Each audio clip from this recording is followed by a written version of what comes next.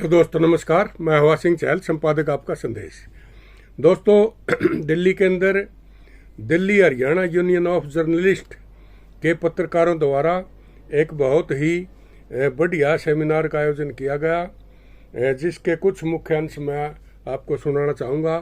और विशेषकर क्योंकि इसमें दिल्ली और हरियाणा दोनों राज्यों के यहाँ पत्रकार शामिल हुए, जिसमें कुछ सुप्रीम कोर्ट के वकील भी शामिल हुए और राजनेताओं ने कईयों ने शिरकत की, जिसमें से मुख्य तौर से मैं राज्यसभा के सांसद आम आदमी पार्टी के नेता संजय सिंह के बारे में अभी आपको उनको सुनवाता हूं कि जो कुछ उन्होंने अपने दमदार भाषण के अंदर कहा। आइए मैं दिल्ली लिए चलता हूं आपको और सुनाता हूं वहां पर सांसद संजय सिंह ने क्या कहा। पत्रकार की दशा के ऊपर बात कर रहे हैं और बात चल रहा है, तो पत्रकारों की दशा फिर क्या है, किस तरह की है। जो बड़े पत्रकार घराने हैं, जो बड़े इलेक्ट्रॉनिक और प्रिंट मीडिया हैं, उनके पत्रकारों की कंडीशन तो बहुत अच्छी है, लेकिन जो देश की रीढ़ की हड्डी मध्यम वर्ग और निम्न वर्ग की जो पत्रकार या जो सोशल मीडिया पे जो पत्रकारिता कर रहे हैं, वो भी देश के लिए बहुत योगदान दे रहे हैं। उनकी कंडीशन, उनकी व्यवस्था के लिए क्या होना चाहिए, मैं माननीय सांसद संजय सिंह से भी आग्रह करूंगा कि उनके लिए भी जोरदार आवाज उठाएं और उनको आमंत्रित करता हूं। कृपया जोरदार तालियों से स्वागत कीजिए माननीय सांसद संजय सिंह जी का।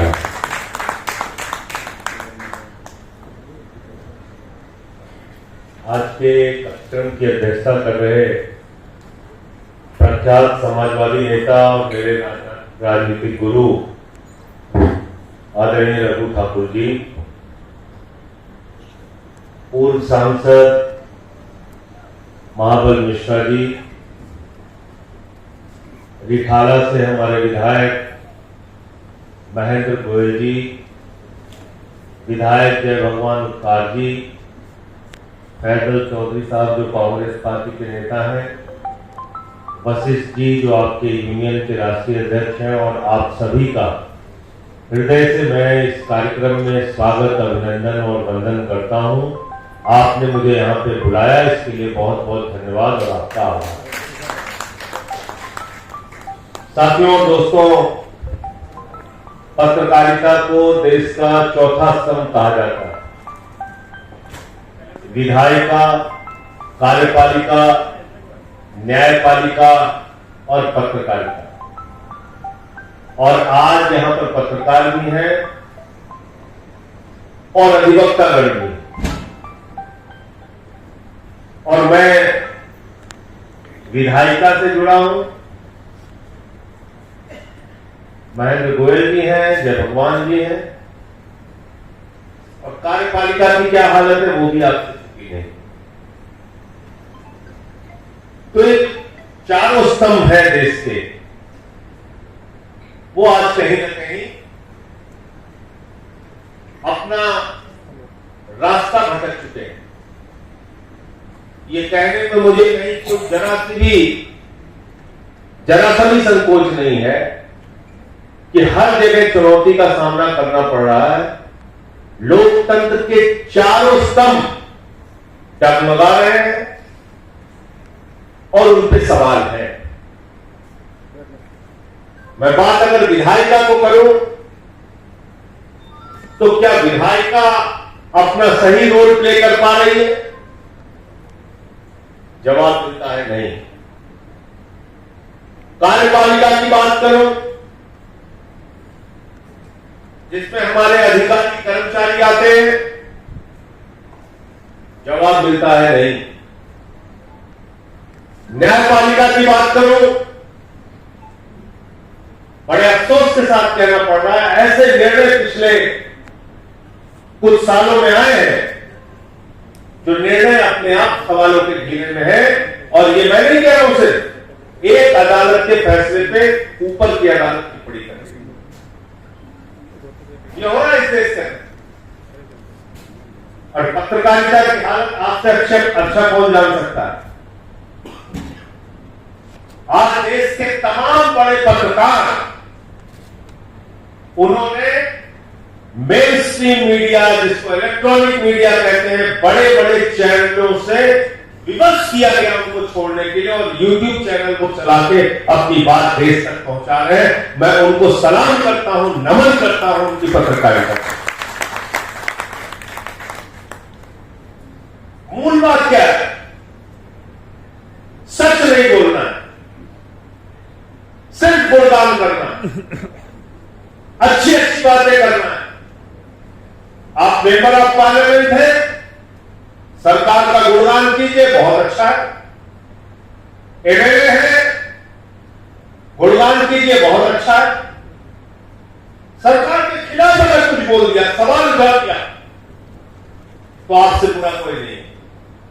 पत्रकार है, दिन रात तारीफ कीजिए, बहुत बढ़िया है। लेकिन अगर आप पत्रकार होकर सरकार की किसी कार्यप्रणाली पे सवाल उठाते हैं, तो आपसे बुरा कोई नहीं। तो इसलिए सच बोलने का सबसे बड़ा संकट खड़ा हो गया है, सच लिखने का सबसे बड़ा संकट खड़ा हो गया है, सच दिखाने का सबसे बड़ा संकट खड़ा हो गया है। तो इसलिए अगर ऐसी विषम परिस्थितियों में भी आप अपने लेखनी के माध्यम से या अपने टीवी चैनल के माध्यम से या अपने यूट्यूब चैनल के माध्यम से समाज को आईना दिखाने का काम कर रहे हैं, तो सबसे पहले मैं आपको इस काम के लिए हृदय से बधाई देना चाहता हूं, आपका अभिनंदन करना चाहता हूं। मुश्किलें तो आती है। मैंने प्रधानमंत्री के खिलाफ नारा लगा दिया, मुझे पकड़ के जेल में डाल दिया, 6 महीने जेल में रखा कि संसद में नारा कैसे लगा दिया मैंने। लेकिन उन 6 महीनों में हर दिन जब मैं सुबह सो के उठता था तो एक ही बात सोचता था, जिस दिन बाहर निकलूंगा सरकार के खिलाफ 10 गुना ज्यादा मजबूती और ऊर्जा के साथ अपनी बात कहूंगा और बोलूंगा। वही काम मैंने किया, क्योंकि मुसीबत तो आएगी। और मैं इस सरकार की बात नहीं कर रहा हूं, कोई भी सरकार सत्ता में है, अगर उसके अंदर तानाशाही का आचरण है तो सरकार के रहते हुए आपको बहुत सारे काम करने में मुसीबत तो आएगी, परेशानी तो होगी। लेकिन हमेशा इस बात को याद रखिएगा, कभी इतिहास में कायरों को याद नहीं किया जाता है, बहादुरों को याद किया जाता है। जो विषम परिस्थितियों में लड़ते हैं, जूझते हैं, आगे बढ़ते हैं, उनको याद किया जाता है।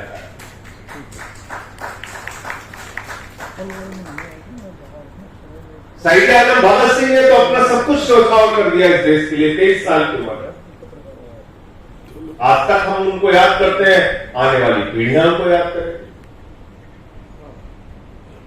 शहीद सुखदेव, शहीद राजगुरु, शहीद अशफाकुल्लाह, शहीद राजेंद्र गांधी, शहीद रोशन सिंह, शहीद राम प्रसाद बिस्मिल और 16 साल के खुदीराम बोस ने, जिसने हंसते हंसते फांसी के फंदे को चूमा, अगर वो भी डर गए होते तो क्या ये देश आजाद हो पाता? अगर राष्ट्रपिता महात्मा गांधी के नेतृत्व में जो करोड़ों हिंदुस्तानी सड़कों पर उतरा, उन्होंने देश को जगाया, डरते तो उस वक्त भी रहते होंगे, उस समय अंग्रेजों के शासन से भी डर लगता होगा, लेकिन लोग निकले अपने घरों से देश को आजाद कराने के लिए। तो मैं किसी का पार्टी का नाम किए बगैर ये कहना चाहता हूं, शासन में, सत्ता में जो भी रहे, अगर उसका आचरण तानाशाही का है, अगर उसका आचरण पत्रकारिता को दबाने का है, अगर उसका आचरण संसद और विधानसभाओं को अपने अधीन करके अपने हिसाब से संचालित करने का है, तो उसके खिलाफ मजबूती से आवाज उठानी पड़ेगी। उसका खामियाजा जो भी भुगतना पड़े, उसके लिए हमें तैयार रहना चाहिए।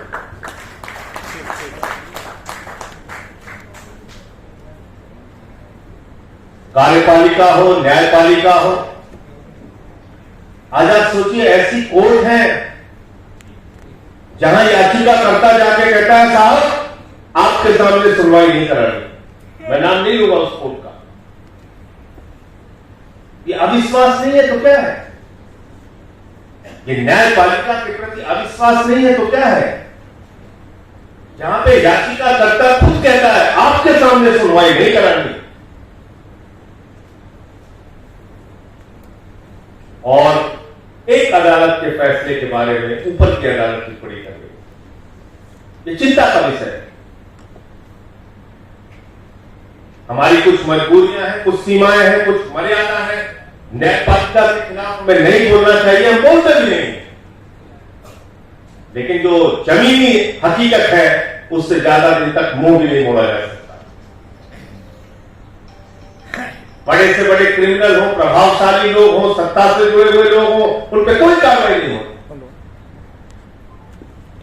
और विपक्ष में हो, अपराध ना भी किया हो तो भी आपको पकड़ के 17 महीने जेल में डाल दिया जाएगा, 6 महीने जेल में डाल दिया जाएगा, सिर्फ आपको दबाने के लिए।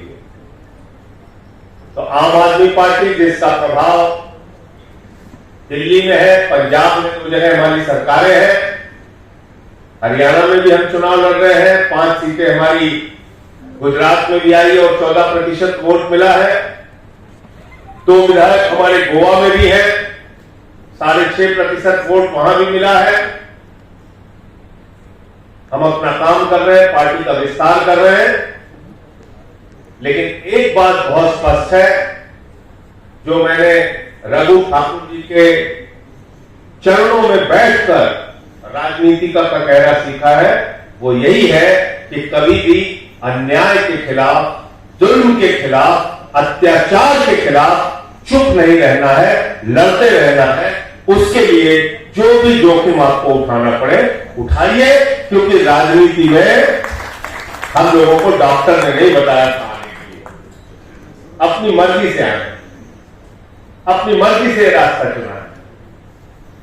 आज अगर समाज के अलग अलग वर्गों को पीड़ित किया जा रहा है, अभी एक नया बिल आ गया वक्फ बोर्ड का बिल, उसकी जेपीसी का मैं मेंबर हूं, उस बिल को आप पढ़ेंगे आपको हंसी आएगी।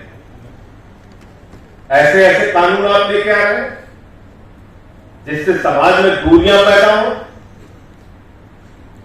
भारत का संविधान और जिस संविधान की रक्षा करने की जिम्मेदारी पत्रकार बंधुओं को भी है, भारत का संविधान बाबा साहब डॉक्टर भीमराव अंबेडकर जी के द्वारा लिखा गया संविधान, उसकी धारा 26 कहती है इस देश में सबको धार्मिक आजादी है और अलग अलग धर्म को मानने वाले लोग अपनी उपासना पद्धति के हिसाब से पूजा कर सकते हैं, अर्चना कर सकते हैं, इबादत कर सकते हैं, प्रार्थना कर सकते हैं और अपनी धार्मिक संपत्तियों का प्रबंधन उसी धर्म के लोग करेंगे। इस बात की पूरी आजादी है, ये धारा 26 कहती है हमारी।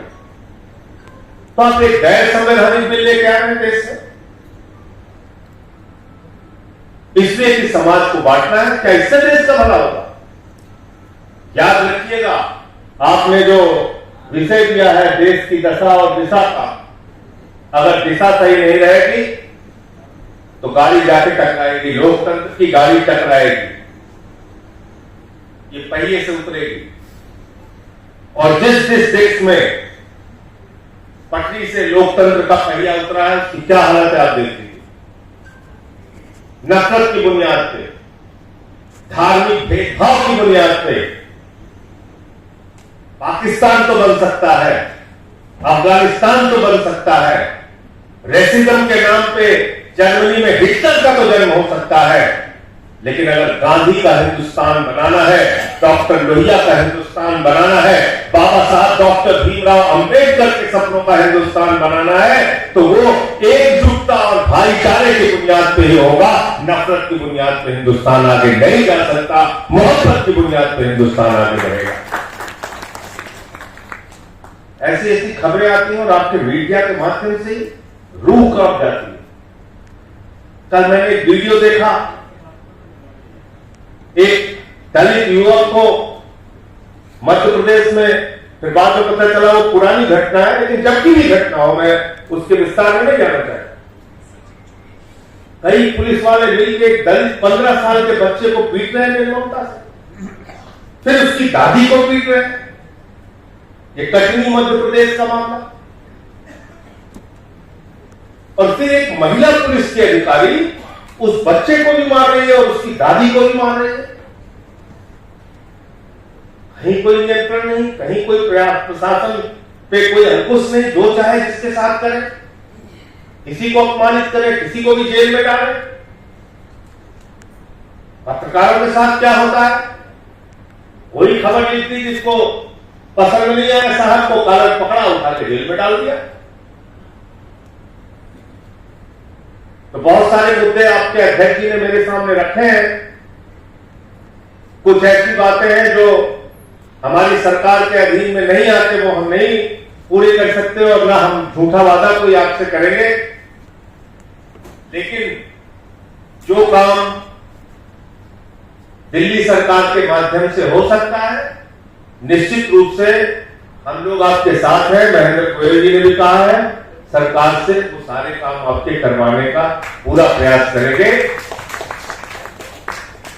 लैंड हो, जमीन हो, फ्लैट हो, वो हम लोग के अधीन नहीं आते हैं। आपको भी जानकारी होगी, डीडीए एलजी के पास है, सर्विसेज उन्हीं के पास है। 5 जजों ने फैसला दिया, सुप्रीम कोर्ट के 5 जजों ने ये कहा कि सर्विसेज इनको मिलनी चाहिए। 8 दिन के अंदर 5 जज के सुप्रीम कोर्ट के फैसले को 8 दिन के अंदर अध्यादेश के जरिए बदल दिया। तानाशाही नहीं तो क्या है? तो इसलिए मैं आप सबका फिर से हृदय से आभारी हूं कि आपने मुझे यहां बुलाया, अपनी बात कहने का मौका दिया। आगे जहां कहीं भी आपको हमारी जरूरत होगी, आपके साथ खड़े रहेंगे। दिल्ली सरकार से जो काम कराने की बात आपने कही है, उनमें से जो भी काम हमारे सरकार के अधीन आता होगा, वो हम कराने का पूरा प्रयास करेंगे। बहुत बहुत धन्यवाद।